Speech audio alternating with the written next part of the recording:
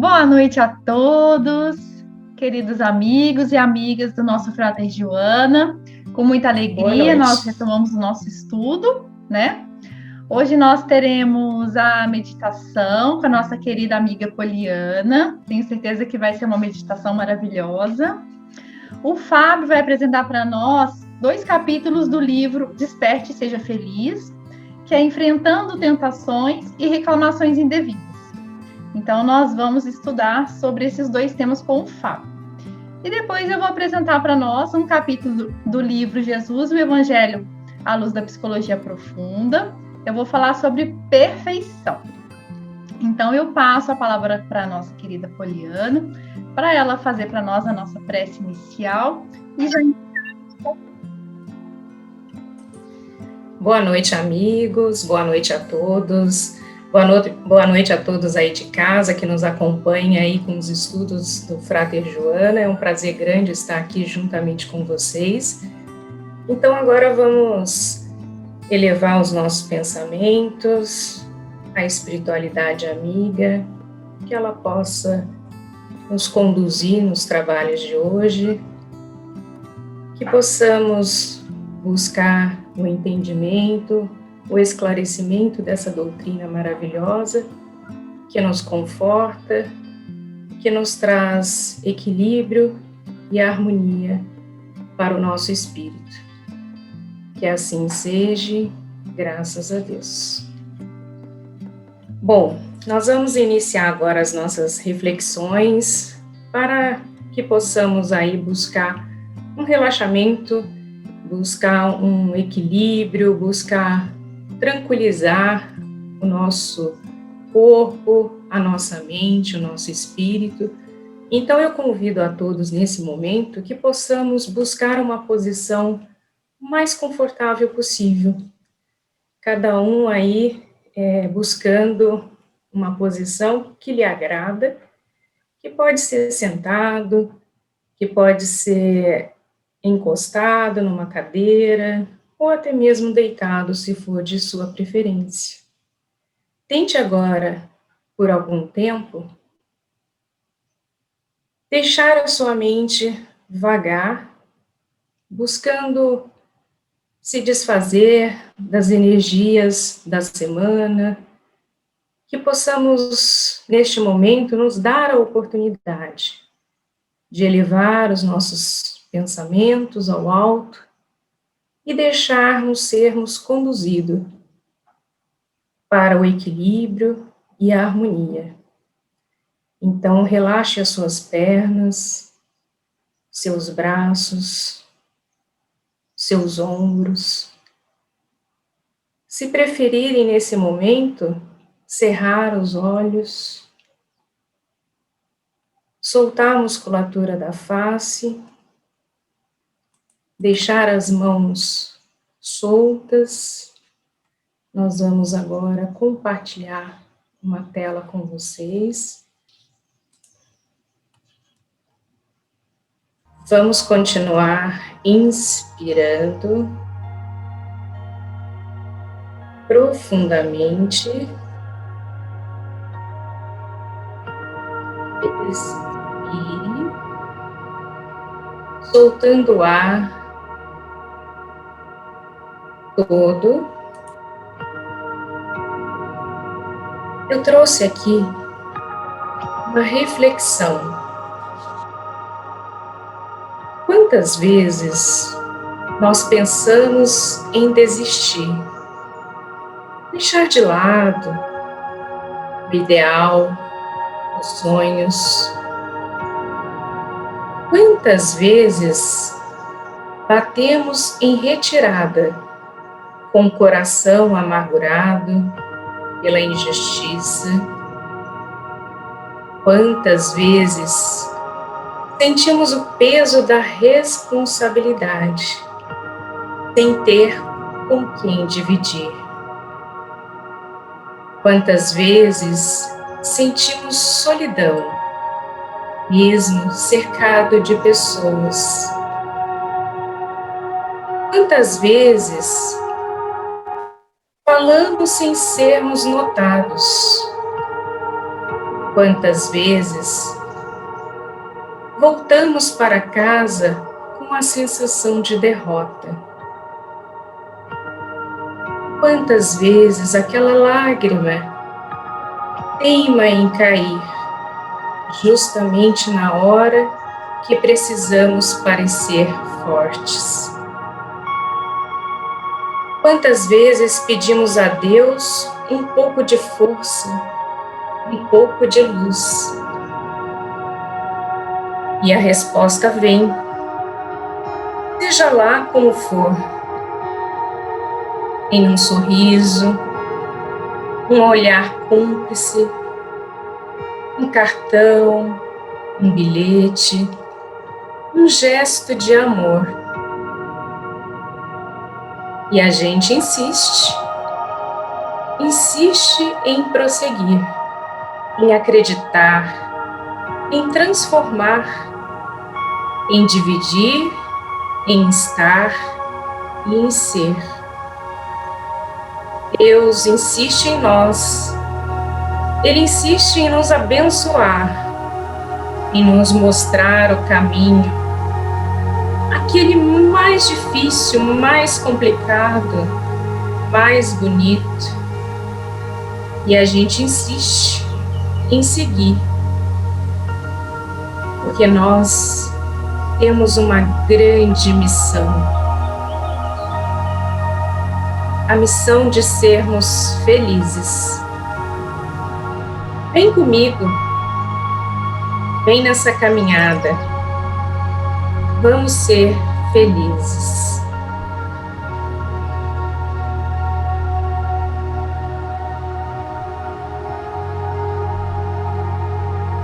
Vamos agora pensarmos em luzes. Luzes irradiando sobre as nossas cabeças, iluminando todo o nosso espírito, iluminando a nossa caminhada. Somos luzes, somos forças, somos energias. Apesar dos obstáculos, como as águas que contornam as pedras, caem numa queda livre, mas que jamais param e continuam a sua jornada. Assim somos nós. Nós também temos as nossas jornadas, mas não podemos parar. Temos que continuar e acreditar que nós queremos ser, somos muitos felizes.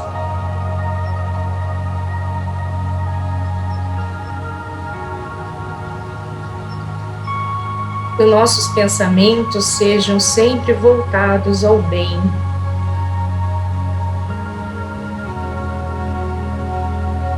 Sempre voltados à luz, ao equilíbrio, à harmonia.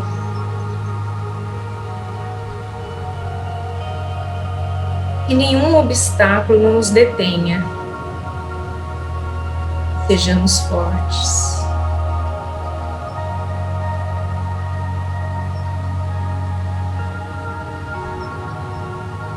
Inspire profundamente. Sinta o ar entrar em seus pulmões.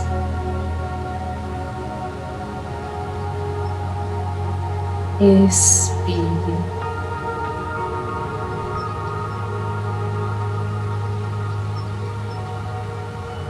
Se o pensamento vagar, busque essas palavras. Eu sou feliz. Eu sou feliz.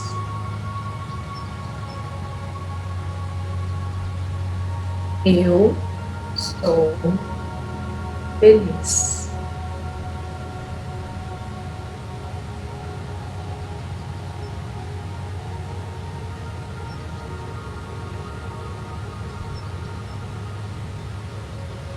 Inspire.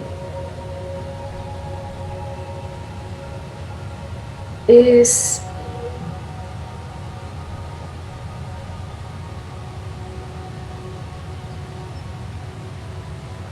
Somos essa energia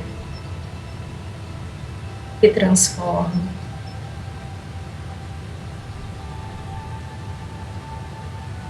Somos felizes.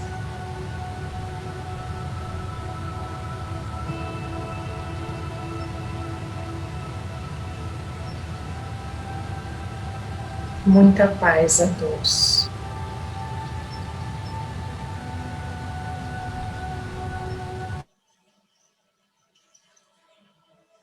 Vamos voltando agora, abrindo os olhos, refazendo aí, movimentando um pouco os braços, as pernas. Muita paz a todos.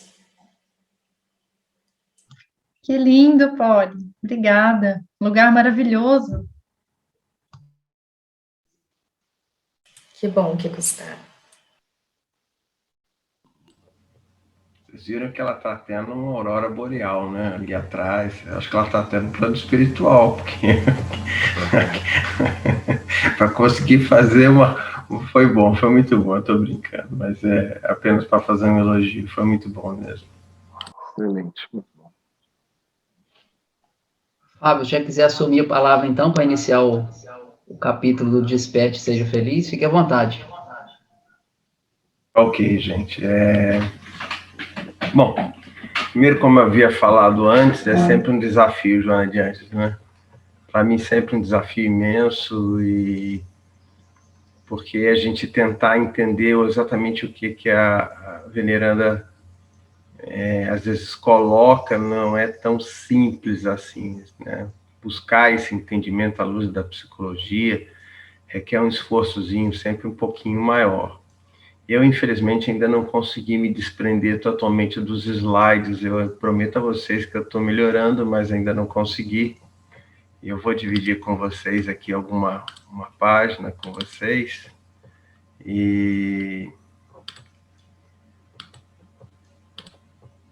Perdão. Então, está aqui no capítulo de hoje, do livro Desperte e Seja Feliz, o capítulo 5, Enfrentando Tentações e Reclamações Indevidas. Esse trechinho, gente, esses 2 capítulos são exatamente 4 páginas. São 2 páginas para cada um, bem pequeno. E por ser bem pequeno, a gente fica mais preocupado ainda, né? Às vezes é mais profundo do que a gente imagina, porque as coisas que são profundas, elas não são extensas, elas são simples.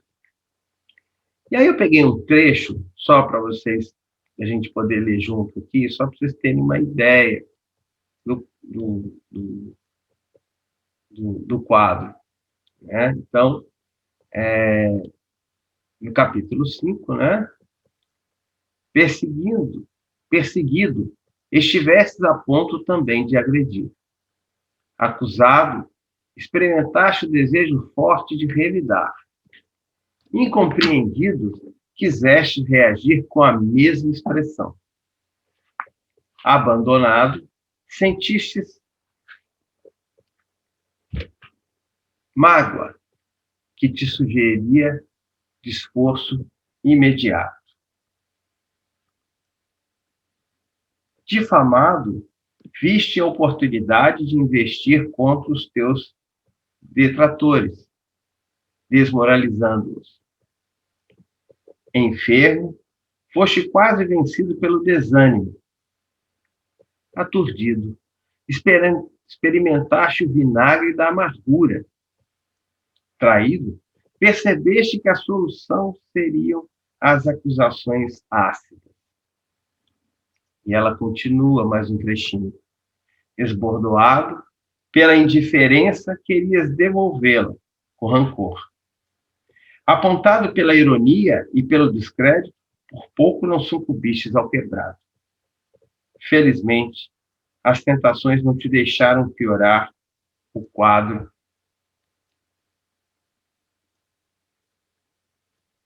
Desculpe, me perdi. Felizmente, as tentações não te deixaram piorar o quadro das provações redentoras. Nada acontece, porém, que não seja para melhor, quando se sabe retirar o bom proveito da situação. Ninguém cresce moral e espiritualmente sem a presença mortificadora da tentação. E aí, gente, ficava um desafio, né? Como entender isso aí? Como entender? Porque o que ela está relatando aqui para a gente é o dia a dia da gente, né? É a reflexologia que a gente vive na vida, né? Bate, a gente apanha, bate, né? É sempre nesse tom, né? Acusam, a gente acusa, né? A gente sempre reage com muita agressividade, às vezes, ou no mesmo tom. Ou, às vezes, se deixa de se levar pelo pessimismo ou pelo descrédito, e sucumbe mesmo, né? E aí, lendo o texto mais à frente, como é que eu vou colocar isso dentro da psicologia, né? Ela fala lá uma coisa assim: ninguém cresce moral e espiritualmente sem a presença modificadora da tentação. Já tinha lido. Descobre-te frágil como realmente o és e adquire com ela, né, a força existente contra o mal que ainda existente em ti mesmo. E aí foi que, nessa frasezinha aqui final, foi que eu comecei a fazer um outro pensamento em relação àquilo que ela havia colocado nos livros anteriores. Ou seja, como é que funciona, então, as tentações, as provocações? O que elas nos fazem ver, nos fazem enxergar, né? Fazem enxergar algo extremamente importante, né? Que é isso aqui, ó. Todos aqueles que são portadores da sombra, e todos o são, né? Deixa eu só mexer no meu slide para eu poder ler com facilidade. Só tirar aqui, um minutinho. E todos o são, em vez de a compreenderem na condição de processo de crescimento, experimentam uma certa forma de vergonha, de constrangimento, e procuram disfarçá-lo. Tal comportamento dá lugar a uma sociedade hipócrita, artificial, incapaz de procedimentos maduros e significativos, que a todos beneficiam. O ser mais hábil, o disfarce, é sempre o mais homenageado e querido, produzindo-lhe uma maior soma de sombra e de conflito, porque se vê obrigado a continuar a parecer aquilo que realmente não é. Então, foi a partir daqui que eu comecei a entender o que eram as tentações. O que são as tentações? São as formas pelas quais nós descobrimos as nossas sombras dentro de nós. Quantos irmãos nossos, né, tão revoltados contra a corrupção, contra o roubo do bem público, quando se alinharam ao bem público, caíram nas tentações, descobriram dentro de si a sombra que eles não reconheciam. Né? Quantos que criticavam, né,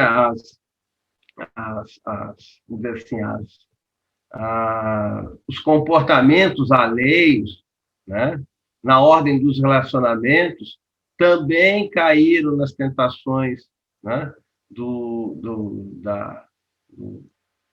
da sexologia, do sentimento barato, né, de pouca envergadura.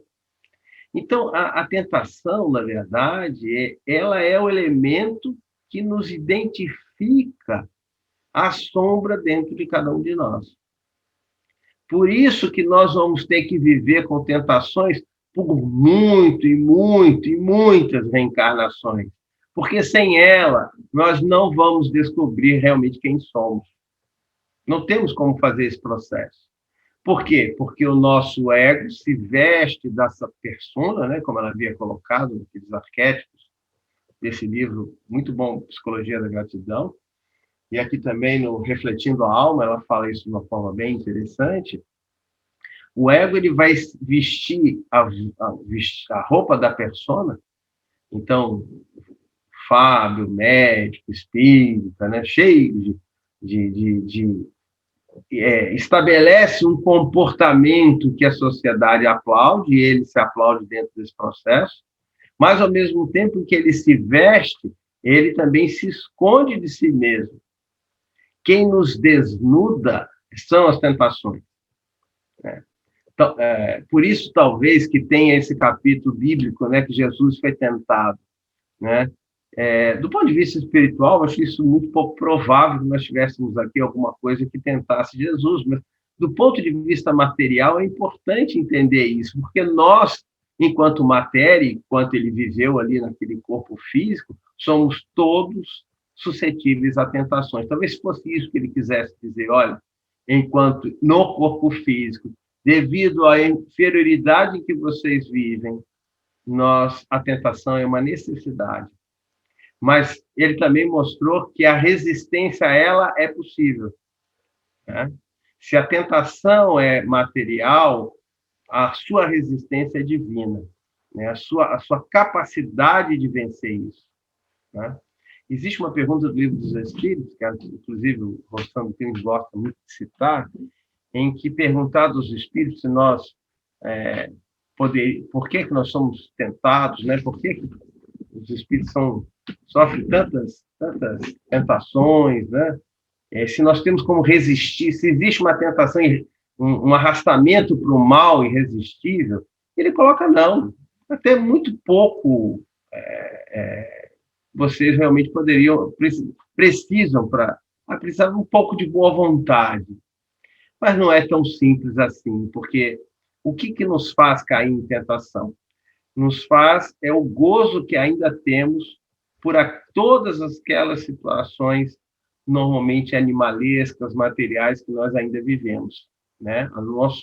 O nosso comprometimento ainda espiritual, seja pelos nossos atavismos de reencarnações passadas, ou seja, pelo nosso pouco progresso evolutivo, nos arrastam muito às tentações, e as tentações nos arrastam, melhor dizendo, com muita facilidade, por conta exatamente desse contexto em que nós vivenciamos toda uma situação em que nós, o tempo todo, estamos nos omitindo e estamos nos escondendo da sociedade, de nós mesmos, né? Mas a tentação vem e nos põe nu como realmente somos. Isso é ruim? Não, isso não necessariamente é ruim, porque na medida que isso acontece, nós nos passamos a nos conhecer. Não é verdade? Veja, quem nunca teve uma propina de 30 bilhões no bolso não pode se dizer que ele foi tentado. Não é verdade? Diferente de quem recebe uma propina de 10 reais, talvez a resistência àquilo ali, mas quando você chega a valores vultosos, ou chega a insinuações, né, maiores, é que onde realmente você testa a sua resistência. Então, e é onde você se conhece, né? É onde você realmente se reafirma como uma pessoa honesta ou não honesta, né? Então, a tentação ela é muito importante para a revelação dessa sombra, né? Para esse formato de revelação e de nos conhecermos. Se não fosse ela, nós não nos conheceríamos. Por quê? O ego se veste tão bem com essa persona que ele cria, que satisfaz a sociedade a ele mesmo, que ele falseia até para si mesmo, né? Então, esse foi o gatilho que eu peguei nesse primeiro processo aqui, Queria ouvir um pouquinho vocês, se vocês concordam comigo que talvez fosse isso que ela estivesse buscando, né, no contexto dela, porque eu acho que Joana de Ângeles é isso. Você lê, aí você fica pensando, eu refleti durante semanas sobre esse texto curto, o texto é muito curto, o texto é 1,5 folha, mas eu sabia que tinha muito mais profundidade dentro daquilo ali, né? E aí eu comecei a buscar, até que nessa frase final, vou voltar aqui para vocês verem, ó, descobre-te frágil como realmente o és, e adquire com elas as forças para ser resistente contra o mal ainda existente em ti mesmo. Tá? Vocês querem fazer algum comentário? Depois eu passo para vocês? Ou vou direto? Eu achei muito interessante essa parte, Fábio, porque, na verdade, ela casa muito também com o próximo estudo, que ela fala muito dos inimigos, né? Porque os inimigos também é uma boa forma da gente fazer um autoconhecimento. O inimigo não mente para a gente. Ele expõe para nós o que nós temos de pior, né? Assim como as tentações. Com certeza. Muito bem colocado aí. Eu não havia pensado, mas realmente é um caminho, né? E aí no 6, que é também muito curtinho, mas talvez até de uma facilidade maior, talvez para o entendimento, reclamações indevidas, e ela comenta uma coisa muito interessante, né? Que é, antes de mergulhares no corpo denso da carne, porque te utilizavas de consciência lúcida, rogastes aos benfeitores do teu destino as oportunidades de crescimento mediante a redenção pessoal. Fomos nós lá planejar nossas reencarnações, né? Com uma consciência lúcida daquilo que nós objetivamos, que é a evolução, o progresso.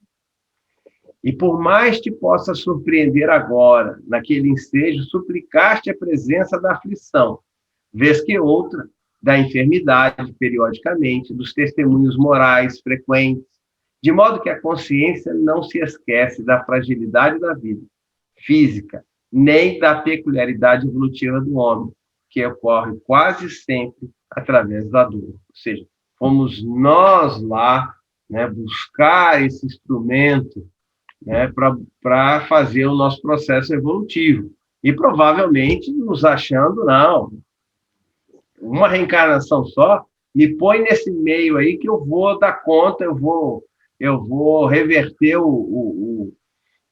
as minhas tendências e vou me resgatar a mim mesmo na minha consciência dentro desse meio que um dia eu infligi, que um dia eu de alguma forma prejudiquei. Mas o que acontece, né, de uma forma geral? Não reclames, agradeças a Deus a oportunidade de seres aquele que exemplifica entre lágrimas e que outros fluem, por enquanto, entre sorrisos. Tá? Então, essa frase, ela vai falar o seguinte, é que muitas das vezes você vai ter uma vida correta, vai buscar um processo evolutivo e vai sofrer tanta pedrada, tanta paulada de todos os lados, você vai ser tão empinjado. E ela fala assim, não reclame, agradeças a Deus a oportunidade de seres aqueles que exemplifica entre lágrimas, ou que os outros fluem, por enquanto, entre sorrisos, né? Mostrando que os outros ainda estão longe de conseguir sequer visualizar essa possibilidade de se reintegrarem em si mesmo, né? Com suas consciências, através da correção dos seus débitos, né? Do arrependimento sincero, né? Nunca te queixes, continua ela, nem relaciones ingratidão. O ingrato sabe o que é, amargurado, autopune-se, infeliz, aflige. Quanto a ti, segue adiante. Então, nessas reclamações indevidas aqui, ela vai fazer essa colocação, de que muitas das vezes nós nos colocamos, né, nos deparamos com os obstáculos que nós mesmos programamos e que agora nos afligem. E, às vezes, a gente começa a reclamar, né? E, na verdade, a gente não tem esse direito, porque foram escolhas nossas muitas das vezes, inclusive, desestimuladas pelos nossos amigos espirituais que disseram, olha, você não está tão forte assim para aguentar isso. Tem certeza? E aí eu faço aqui no finalzinho uma ligação entre um capítulo e o outro, que ele diz assim, ó, a sombra que abraçamos e identificamos mostra os nossos limites. Então, por que as tentações são importantes? São importantes porque nos mostram a sombra que temos dentro de nós, aquilo que negativo ainda temos de nós, que temos que aprimorar e melhorar. Não escondê-la, mas abraçá-la, entendê-la, né? Não se faz luz sem colocar luz na escuridão, né? Tem um trecho que ela fala isso no livro. Sem iluminar de dentro para fora. Então, as tentações identificam as nossas sombras nos identificam quem realmente nós somos, e sabendo quem realmente nós somos, nós sabemos os nossos limites. E qual é a importância disso? Fazemos melhores escolhas. Porque quando sabemos os nossos limites, não nos achamos tão resistentes assim a determinadas situações que nós mesmos nos impunhamos, né? Nós mesmos nos colocamos, melhor dizendo, e que muitas das vezes sucumbimos. Sucumbimos por única e exclusiva responsabilidade nossa, porque não entendemos ainda quem realmente somos. Então, aí eu acho que faz todo um sentido. Tentação, identificação das sombras, autodescobrimento, visualização dos seus limites. E quando você visualiza seus limites, você não fica pequeno, você fica gigante. Por quê? Porque você passa nesse instante, então, realmente a entender aonde você é capaz de servir melhor, né? Aonde você é capaz de dar ali, se expor ainda menos, se expor menos naquilo que você ainda é fraco, ainda precisa de mais correção. Marquinhos, fala aí, estou vendo você de mão levantada, desculpa, agora que eu vi. Ô, Fábio, eu achei interessante fazer um comentário rápido sobre o título, né? Reclamações indevidas. Então, no discorrer do capítulo, a gente não percebe que existe reclamação devida na nossa vida, né? Porque, independente do sofrimento que a gente passa, da dificuldade que a gente passa, ela não deixa em momento nenhum que eventual reclamação é devida, né? Porque, geralmente, é nós mesmos que escolhemos as provas que nós vamos passar. E ela fala isso num estudo anterior, da questão do nível de consciência do indivíduo que já é emocionalmente maduro. Ele não faz essa reclamação, né? Ele vê assim, ele está passando por uma situação difícil, ele faz a análise, o que Deus quer me ensinar com essa situação, ou melhor, o que eu preciso também aprender com a vivência desse sofrimento, dessa dificuldade, seja em que área for, né? Então, eu achei interessante ela ter colocado como indevida, porque sempre é indevida, né? E a gente tem esse automatismo de não analisar o que a situação quer nos ensinar, mas a gente faz essa reclamação automática, né? E outra coisa que a gente não visualiza de uma forma geral, quando a gente fala em tentação, o que a gente pensa em primeiro lugar? Vou evitar a tentação, né? Eu vou me afastar, eu quero viver uma vida sem tentações, vou me isolar em algum lugar, né? Ficar totalmente alheio à sociedade, que ali eu não sendo tentado, eu não caindo, eu viro santo, né? Não, nada disso. Sem tentação, sem identificação de sombra, sem identificação de sombra, sem identificação de si mesmo. Sem identificação de si mesmo, sem evolução, porque não sabe seus limites, não sabendo seus limites, escolhas péssimas. Estamos aqui nós, né? Somos o testemunho disso. Pura e cruelmente somos testemunhos disso. Então era isso, gente. Muita gratidão. Hoje eu li uma frase sobre gratidão que eu achei muito interessante. Gratidão é a memória do coração. Então, gratidão a todos mesmo aí pela paciência de nos ouvir. Aí a gente vai continuar estudando a Joana e tentando entender esses meandres aí, viu? O meu recado seria isso. Se alguém quiser complementar ou fazer mais algum comentário aí. Fábio, bom, primeiro hoje destacar que o casal está inspirado, né? Depois da da meditação napoleana e do estudo do Fábio, o casal hoje está inspirado, né? Aliás, como sempre, né? Interessante. Quando você fala de tentações, parece que Joana nos passa a imagem de que é um grande espelho, né? Dentro do estudo que você fez mesmo, né? Você foi para esse caminho, né? Parece que é um grande espelho das nossas imperfeições, né? E é uma coisa interessante que quando você cita que é um recurso do autoconhecimento, e como recurso é importantíssimo. Uma coisa que um detalhe, Fábio, que a gente parece que é educado até assim de uma certa nos é recriminado sentir a tentação, né?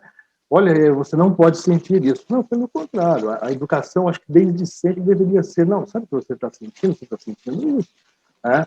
E isso precisa ser trabalhado, precisa ter um outro lado, você precisa se educar nesse sentido, você não pode, você sente, mas você não pode dar vazão, pelas consequências que esse ato, né, que se você der vazão para isso. Ou seja, a tentação, como você disse, está dentro do seu estudo, nada mais do que você está falando aí. É alguma coisa que deve ser acolhida, né? A tentação deve ser acolhida como alguma coisa, assim, está te mostrando um rumo, uma tendência, é um olhar para dentro, né?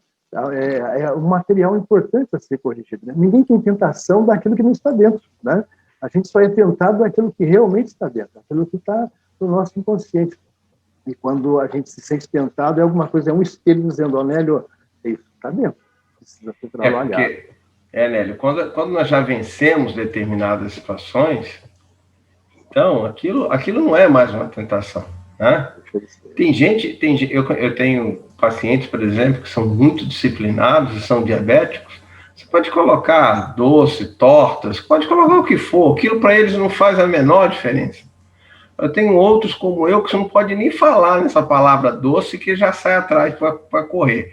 Então, aí você vê o nível de evolução de cada um. Só é tentação quando existe um reflexo da situação dentro de você mesmo. E esse reflexo é lá na sua sombra, porque aquilo te chama lá de dentro, né? Aquilo que está escondido, que você tamponou, mascarou, vem lá para fora para se mostrar, né? Porque tem eco dentro de você, porque você não superou, aquilo está reprimido, está represado, né? Por isso que a tentação é importante e a gente não pode reclamar. As reclamações são indevidas, a gente não pode reclamar de tentação, a gente tem que dizer assim, que bom que tem as tentações para poder me mostrar quem realmente eu sou. E quando a gente cair, e vamos cair várias vezes, a gente tem que entender isso, que aquilo está ali para mostrar que a gente ainda é pequenininho, que ainda tem fragilidades, e essas fragilidades nós temos que respeitá-las, não nos expondo, então, num segundo momento, a situações em que a gente sabe que novamente vai cair. Né? Fábio, só para complementar, tem uma frase de Emmanuel que ele fala assim, você não pode evitar que a ave de rapina sobrevoe a sua cabeça. Né? Você não tem como evitar isso, mas você pode evitar que ela faça ninho. Né? Então, a tentação, acho que para trabalhar mais ou menos nesse sentido. Né? Só mais uma coisinha só que eu anotei aqui sobre reclamações indevidas. A reclamação é indevida sempre quando nós só temos a visão egóica de uma situação.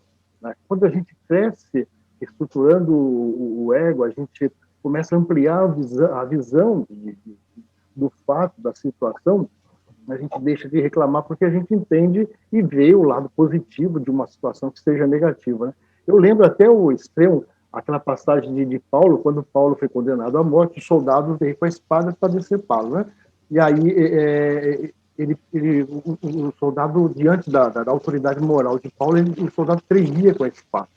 Paulo já estava na posição para ser decepado, a cabeça decepada, e o soldado tremia, né, diante do fato.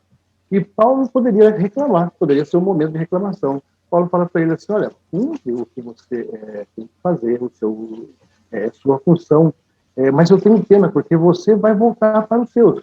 E eu, depois disso, voltaria a Jesus, a quem sempre servir com muita honra, com muita alegria. Quer dizer, uma visão deixa de ser egóica, é ampliada da situação, mesmo diante de uma situação dessa, não há reclamação. Né? Interessante isso.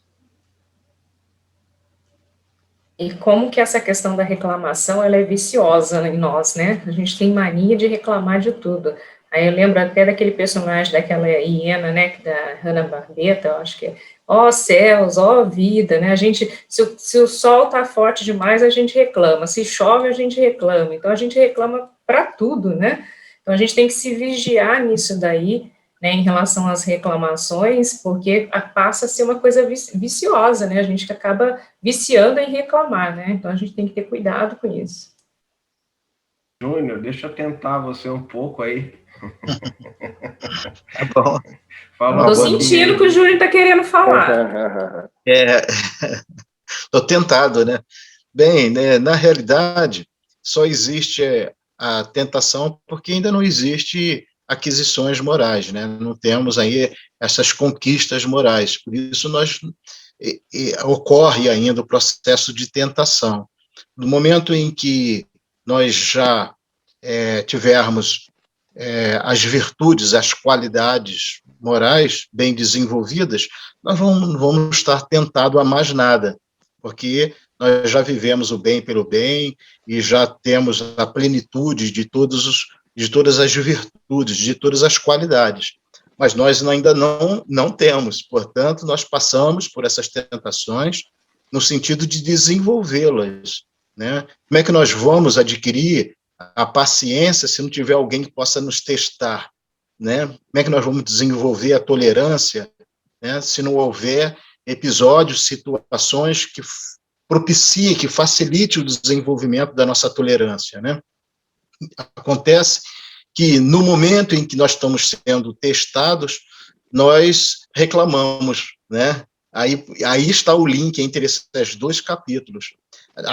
O momento ele é importante, mas quando ele surge por falta de entendimento nosso, nós entramos num processo de reclamação, de lamentação e deixamos de vivenciar esse momento de crescimento, de desenvolvimento, de evolução que é tão importante para todos nós que estamos dentro desse processo, né? No processo de crescimento. Muito bom, muito bom. Cíntia, eu acho que fechou, acho que pode ser, pode dar continuidade aí. E para que a gente possa adquirir, então, essa perfeição que o Júnior comentou, Joana vai tratar do próximo capítulo, né? Nós vamos estudar a perfeição. Não por acaso. Então, é o capítulo 24, onde ela comenta o capítulo 5, versículo 48 de Mateus. Sede, pois, vós outros perfeitos, como perfeito é o vosso Pai Celestial. E antes de entrar em Joana, eu achei interessante a gente fazer 2 links, né? O primeiro deles seria com o contexto histórico, né? Onde essa passagem se deu no Evangelho de Mateus. Porque essa fala de Jesus, ela foi proferida no contexto do discurso do Sermão do Monte, né? Onde Jesus fala das bem-aventuranças, fala da missão dos discípulos e fala dos 6 contrastes encontrados na interpretação da lei judaica. E ao final desses comentários sobre a lei judaica, é que Jesus comenta, né, o amor aos inimigos e que sejamos perfeitos como perfeito é o nosso Pai Celestial. Então, Jesus aqui nessa passagem neotestamentária, ele procura ampliar a nossa visão sobre a lei de Deus, né? Então, o não matarás, ele amplia para não se encolerizar, ou seja, nem a cólera aos olhos de Deus é bem vista, né? O não adulterarás, ele amplia para não desejar nem em pensamento, né, uma outra pessoa. O olho por olho, dente por dente, ele modifica, abolindo completamente a vingança no contexto da lei divina e instituindo o perdão, né? Ao que bater a face direita, dá-lhe a outra face. E o amarás ao teu próximo e odiarás o teu inimigo, ele modifica, altera o conceito de próximo, né? O inimigo também passa a ser o próximo, que merece também amor, ou precisa dele, porque, na verdade, os inimigos precisam mais de amor. E ele pergunta, se amais somente os amigos, se amais somente os parentes, os afins, os familiares, que fazeis de extraordinário? Sede, pois, vós outros perfeitos, como perfeito é o vosso Pai Celestial. Então, ele está dentro desse contexto, essa fala de Jesus, né? E perfeito, na tradução do Haroldo, né? Significa completo, que chegou ao final de um caminho, que chegou ao final de um propósito, maduro. Então, a gente consegue ampliar um pouco esse conceito de perfeito. E o outro link que eu gostaria de fazer é com o Evangelho segundo o Espiritismo, né, com a obra básica, porque o Evangelho, ele recomenda que nós não tomemos a palavra de Jesus, nesse caso perfeito, ao pé da letra, porque nós somos perfectíveis até certo ponto, né? Então, o Evangelho, ele diz para nós que nunca seremos perfeitos como Deus, mas que essa busca da perfeição, instituída por Jesus, é justamente a busca de uma perfeição relativa e que chega em uma determinada escala que nós conseguimos amar os nossos inimigos, mas aqueles inimigos que realmente nos fazem mal, né? Ou seja, é a caridade levada ao grau máximo, onde a gente se lembra até da passagem da Joana de Cusa, né? Quando ela foi presa ali junto com o seu filho, e as labaredas já lambendo ali o seu corpo, e o adversário, o algoz dela, pergunta para ela, né? Teu Cristo soube apenas ensinar-te a morrer? E Joana diz para ele, não apenas a morrer, mas também a vos amar. Então, é esse o espírito que está nos ensinando, já com 2000 anos de evolução aí, né? Aquela época já conseguia amar os seus inimigos. Alguém quer comentar alguma coisa até aqui?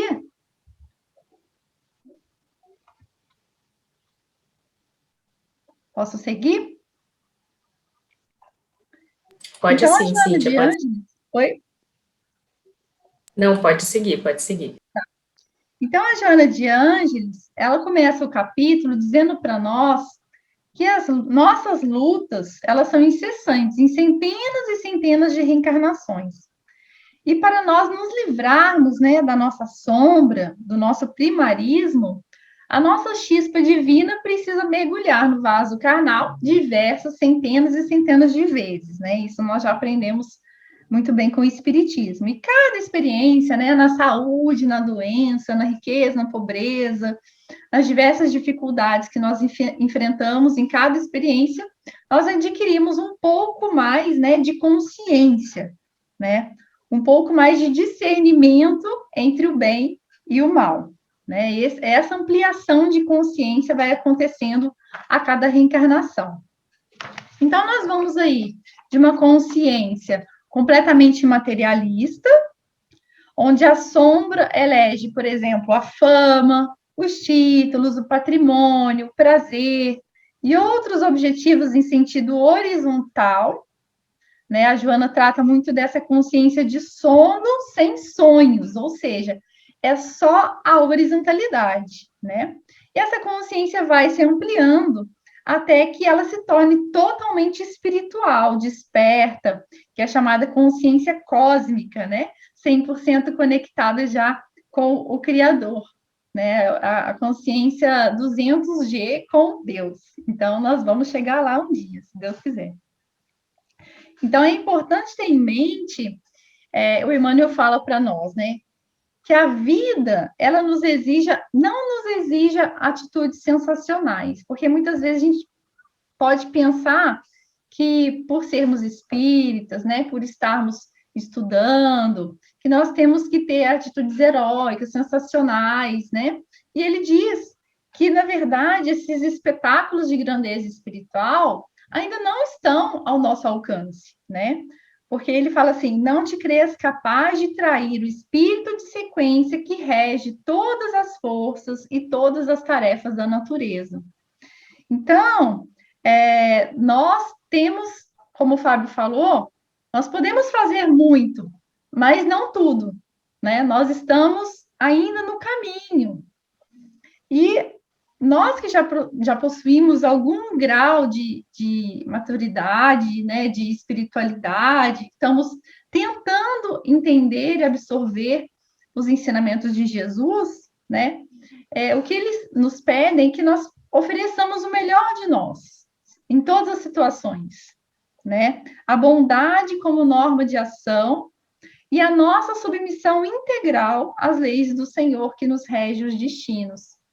Então, quando nós temos uma verdadeira submissão às leis de Deus, eu acredito que fica muito mais fácil a gente não reclamar, né? Porque a reclamação vem justamente dessa falta de entendimento, né? De que as circunstâncias muitas vezes acontecem para o nosso próprio bem, para o nosso próprio crescimento. Então, essa submissão, ela pressupõe já também uma não reclamação. Eu entendi dessa maneira. E nós temos no capítulo também duas palavras-chave. A palavra-chave amor, né? Que o ser humano primeiro tem instintos, depois sentimentos, e esse sentimento elevado ao grau máximo é o amor.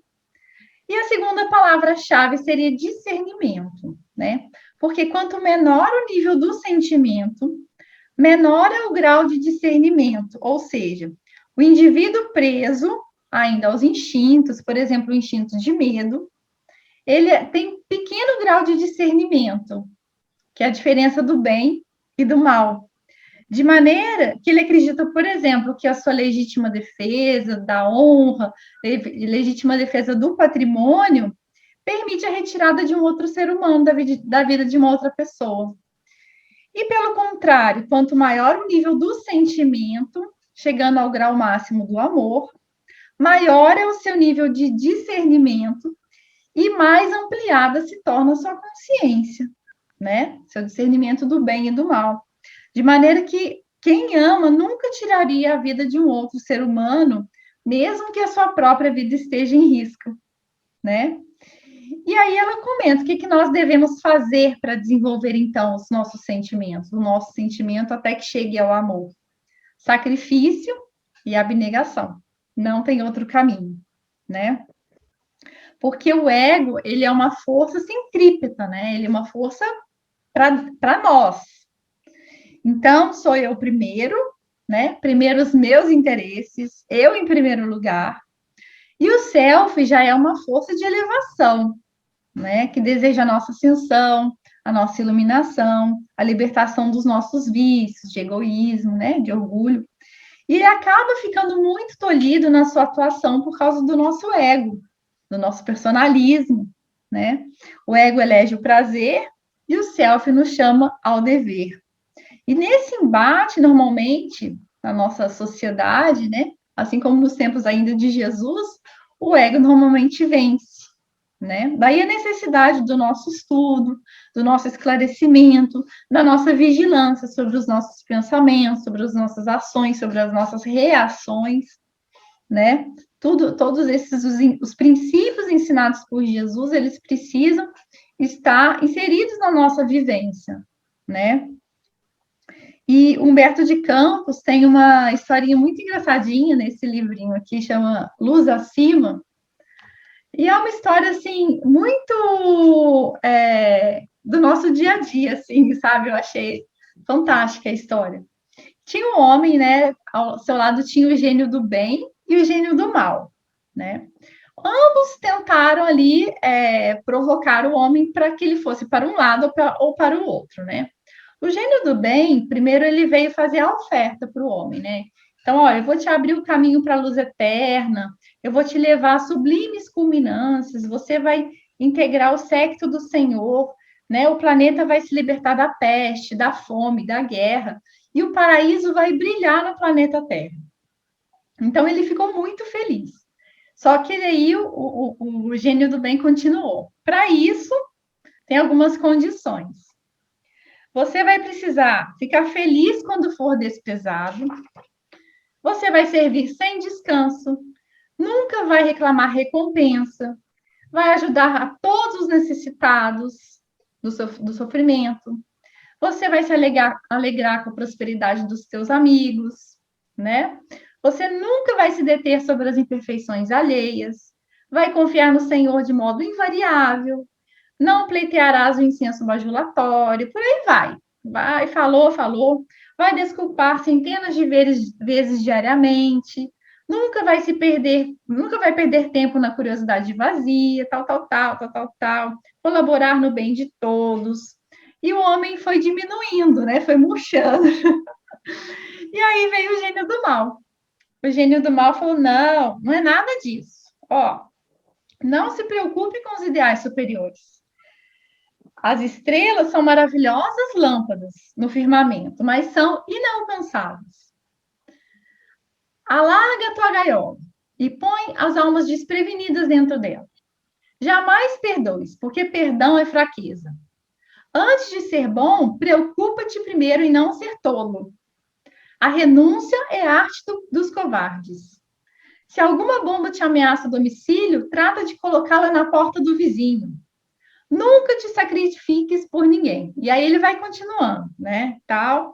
E o homem acabou ficando aí, pendeu mais para o gênio do mal, né?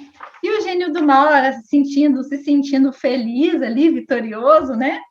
Ele perguntou para o gênio do bem: você não vai fazer nada? Você não vai tentar discutir e tentar trazer o homem para você? Nada? Ele falou: não, tenho mais o que fazer.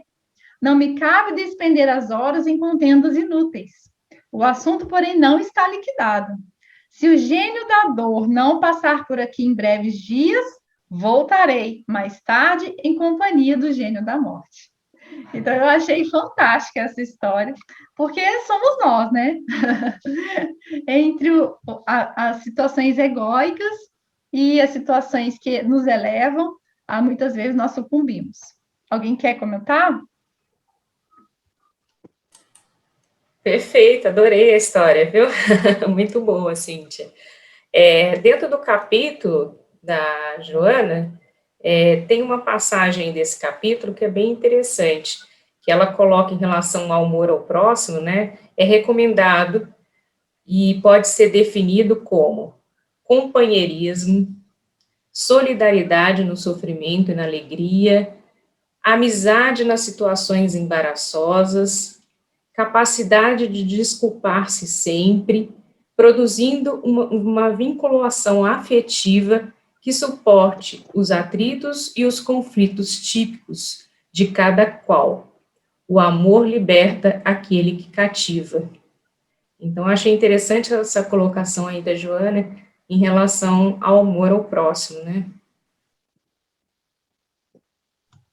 Uma coisa interessante também, Cíntia, que eu acho aí, que a gente observa que é um processo, né? Isso é bem visto no Livro dos Espíritos. Os imortais colocam isso de uma forma perfeita no Livro dos Espíritos, que é essa questão do nosso processo evolutivo, né? Nosso processo evolutivo, enquanto espíritos de terceira ordem, enquanto espíritos arraigados ainda à matéria, muito mais ligados aos instintos do que aos sentimentos, né? Cheios de sombras dentro de nós, necessitados das tentações, necessitados das provações, necessitados das expiações, vamos passar por tudo isso para chegar no caminho de perfeição. Mas é interessante entender, e só fazendo um parênteses aí, que esse gênio do mal, na verdade, é a sombra que está dentro de cada um de nós. E ela não é má por si, né? Eu comparo, né, a sombra como um cavalo invertido. Você sabe quando você tem uma carruagem com 2 cavalos? Imagina que um está de frente e o outro está de costas.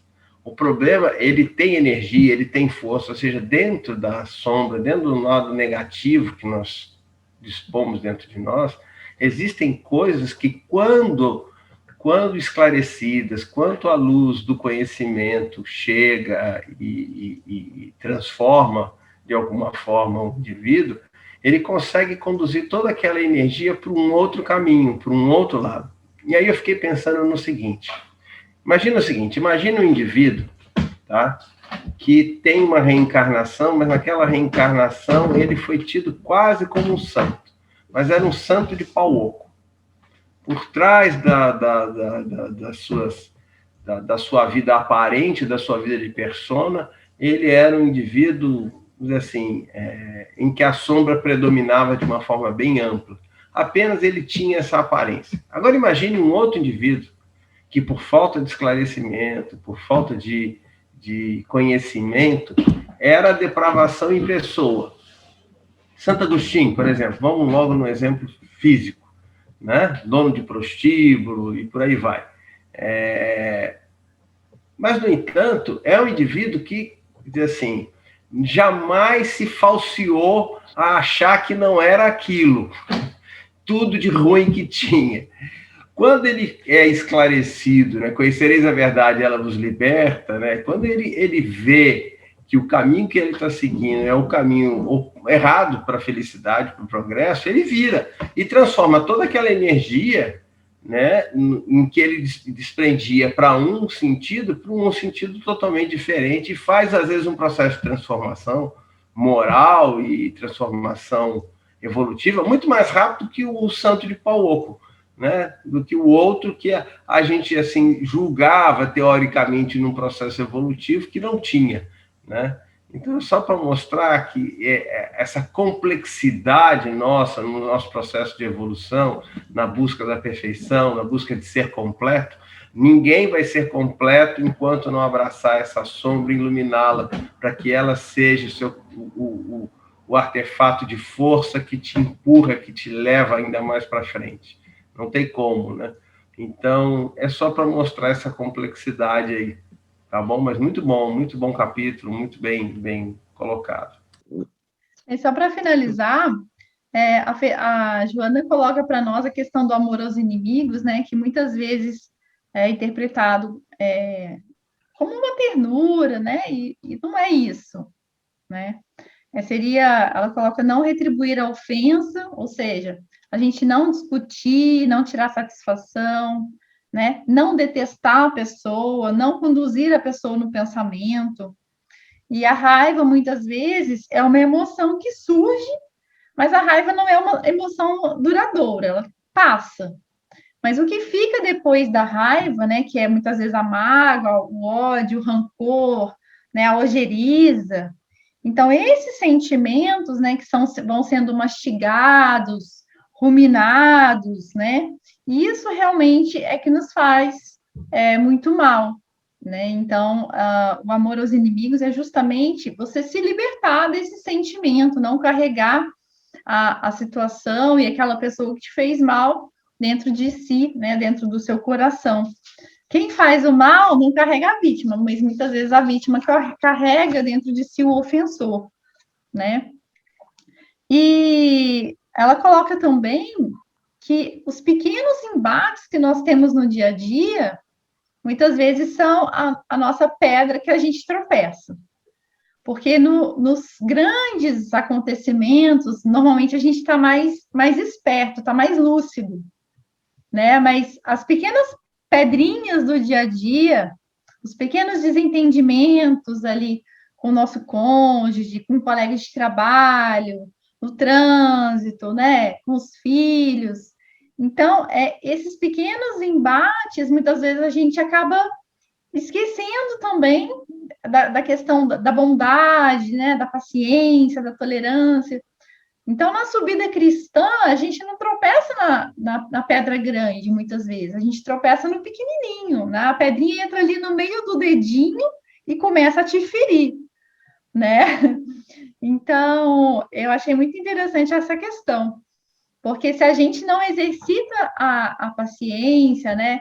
Nesses pequenos inimigos, né? Que faz raiva na gente, faz a gente sair da linha, a gente perde mesmo o nosso centro, a gente não tem a paciência nesses pequenos, a gente não vai ter também nos grandes desafios, né? Eu me lembrei ali daquela passagem muito bonita do Paulo Estevão, né? Quando o Estevão já estava ali apedrejado, semi-morto, né? E ele viu Paulo, viu Abigail, a sua irmã, né? E ele diz para Paulo, né? Cristo os abençoe. Não tenha no seu noivo um inimigo, mas um irmão. Saulo deve ser muito bom e generoso, defendeu Moisés até o fim. Quando conhecer Jesus, servi-lo-á com o mesmo fervor, seja para ele companheira amorosa e fiel. Então, ele já percorreu um caminho aí, né, de amor aos inimigos, que a gente tem que exercitar ainda nos pequenos tropeços do dia a dia. Senão a gente também não consegue atingir a nossa perfeição absoluta, né? O esforço do dia a dia para entregar para os outros sempre o melhor de nós, né? O melhor que a gente pode oferecer. Nem sempre a gente consegue, né? Nem sempre a gente consegue, fala, poxa, eu podia ter tratado melhor essa pessoa, podia ter tido mais paciência, podia ter ouvido mais. Às vezes a gente não consegue, mas na medida do possível, tentar sempre oferecer o melhor de nós, que nós já temos condições, né, de fazer isso.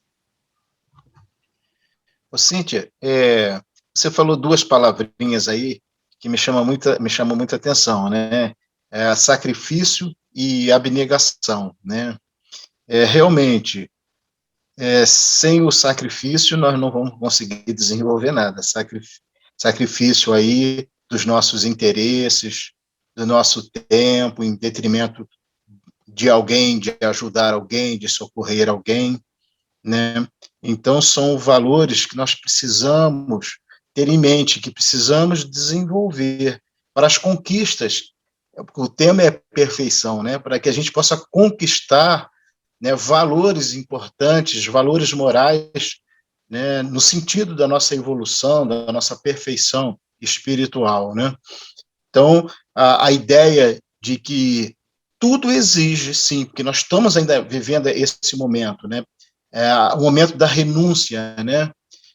Vai chegar um instante, um determinado momento da nossa evolução que nem haverá mais renúncia, nós vamos fazer o bem pelo bem, nós vamos viver a plenitude, né? Mas, por enquanto, não, nós estamos ainda na fase da renúncia, temos que abrir mão de alguma coisa em detrimento de outra, né? Temos que abrir mão, às vezes, até de interesses nossos em detrimento do outro, né? E isso aí em todos os sentidos, né? Inclusive, calar para que o outro fale, né? Ceder a vez, né? Apresentar o apoio, que aí, no caso, é o campo da abnegação, né? A pessoa desenvolver esse sentimento de abnegação, de apoio, de amor ao próximo, né? Então, são duas palavras, assim, fundamentais no nosso processo de crescimento e de evolução. Sacrifício, abnegação.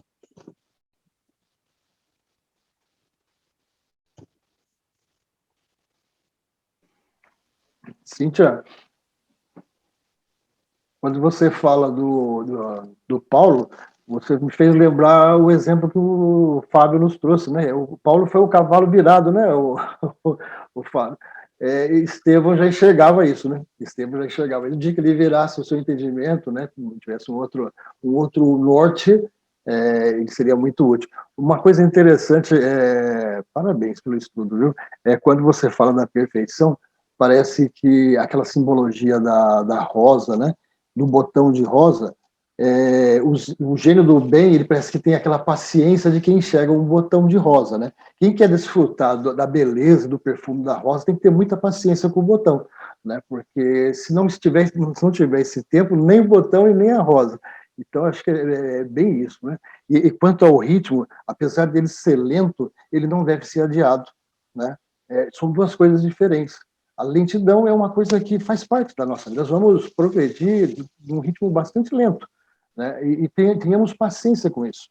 Mas é interessante não adiar esse processo. E esse estudo vem falar de autoconhecimento.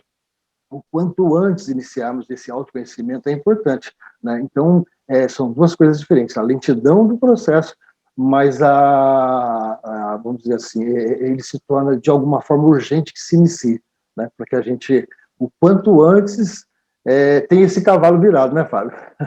Eu acho que é por aí, né? Parabéns a todos. Pois não. E quando a gente luta com esse processo, como você diz aí, logo aparece o gênio da dor, né? Exatamente. São os mecanismos de correção, né? De correção. E quando bem vistos, sem reclamação, como disse o Júlio, eles serão sempre bem aproveitados, né? Ou seja, gente, a gente não tem escapatória, nós vamos evoluir para a perfeição, porque com 3 anjos desses, né, 4, né, na verdade, né, o anjo bom, o anjo da sombra, a dor e o anjo da morte, e da morte nós poderíamos dizer da morte e da reencarnação, nós não temos como escapar disso, ou seja, nosso destino é a perfeição. Uns vão demorar mais, uns vão ficar mais amigos de um anjo do que do outro, mas nós vamos acabar completinho, porque é assim a vontade do Pai. Né? A perfeição está nisso. Então, quando a gente vê os nossos irmãos errarem, né? Ainda eu e o Júnior estava conversando esses dias sobre uma questão aí de como a gente vibra, às vezes, negativamente por determinadas personalidades que se expõem, né? De vários meios diferentes na mídia. Na verdade, a gente devia orar, fazer uma prece por ele, para que ele possa adiantar o seu processo evolutivo, né, para que ele possa despertar, né, para toda a sua condição. Então, é isso. Todos nós vamos estar juntos, no final das contas, no mesmo patamar de evolução, de progresso, fazendo a vontade de Deus. Porque é assim que ele deseja. E é fato, né? Ponto. O Fábio, tem uma história de um amigo que queria sair para candidato a vereador. E as pessoas em volta, sabe, já estavam incentivando, e ele foi conversar com o pai dele e falou: pai, estão dizendo que eu tenho alguma chance, o que o senhor acha? Eu estou querendo me candidatar a vereador. O pai dele pensou bem e falou: filho, toma cuidado para você não se decepcionar com o seu preço. Isso é uma coisa que às vezes a gente pode, criticando os outros, pode ter uma grande decepção até pela saber do nosso preço. Nosso preço pode ser muito menor e pequeno em relação àquele que a gente critica hoje. Né? Então, às vezes está na sombra. Né? E por isso que esse autoconhecimento vai fazer com que a gente tenha essa visão, né, desse íntimo. Né? Isso é importante. Né? Boa palavra, boa visão do pai, né? Boa visão. É sábio, né? Quando a gente não está na situação, a gente não pode julgar, né? Muito difícil, né? A gente não deve fazer esse tipo de julgamento, porque a gente não passou pela situação, né? Então é isso, pessoal. Agradeço muito a presença de todos. Foi excelente. Parabéns. Obrigada. Que Jesus abençoe a nossa semana. Que nós consigamos sempre perceber, né, nas situações do dia a dia, as oportunidades de transformação, né, exercitarmos a paciência, a bondade constante, e que Deus nos abençoe. Um grande abraço a todos. Que assim seja. Um abraço a todos. Boa semana, gente. Boa semana. Uma boa semana, boa semana a todos. Muita boa paz. Semana. Até logo, um abraço forte a todos aí. Tudo de bom.